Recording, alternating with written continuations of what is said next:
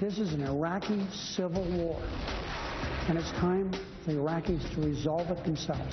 We'll be monitoring the situation in Iraq very carefully over the next several days. I think delay actually favors the enemy here, and it's been going on for days. I'm looking for the overall strategy that'll help secure the gains that we've made. I think we need a decision.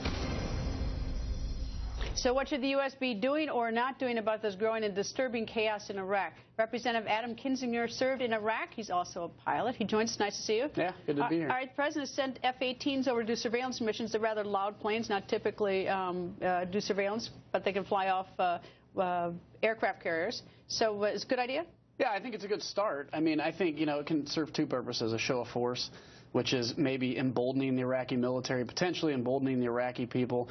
But most importantly, they have good what's called ISR capability, ability to see the ground. This is what they do when they do close air support.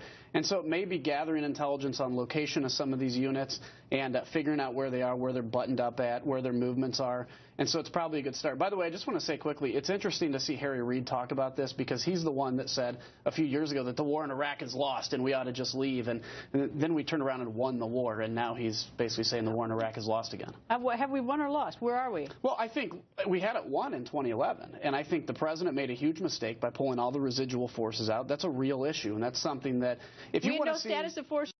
I mean, he claims that he couldn't get a status of forces agreement because it wouldn't give immunity to our soldiers. Well, he claims that so that now he can check a box and say he tried. If you want to see what Do you believe that? Do you believe that he could have gotten one? No. Well, I believe he could have, yeah. Look at what's happening in Afghanistan. They've been trying to negotiate a status of forces agreement for over a year now, and every time they're told no, they go back, and now we're waiting for the next president. If we'd have had that tenacity in Iraq, I don't even think it would have taken that much. I mean, why didn't he? Because he wanted to get out of there, yeah. Or because he didn't think that with tenacity he would get one, or why did he not? No, it's because at the end of the day, he wanted to say he did a campaign. He followed through on his campaign promise to get out of Iraq. He's offering what we understand 3,000 to 5,000 troops. Maliki said 10 or 20,000 is needed to get the job. If you leave 3,000 or 5,000 troops, there's more of a political cost to me than there is in any benefit from 3,000 to 5,000 troops. The president didn't want this from the beginning. What is our current national security in Iraq? I mean, I assume that's why we're doing anything. But what is it? How do you identify it? I think it's the prevention of ISIS from establishing a caliphate in the Middle East. This is a group that I've said makes al-Qaeda look like puppy dogs and kitty cats. I mean,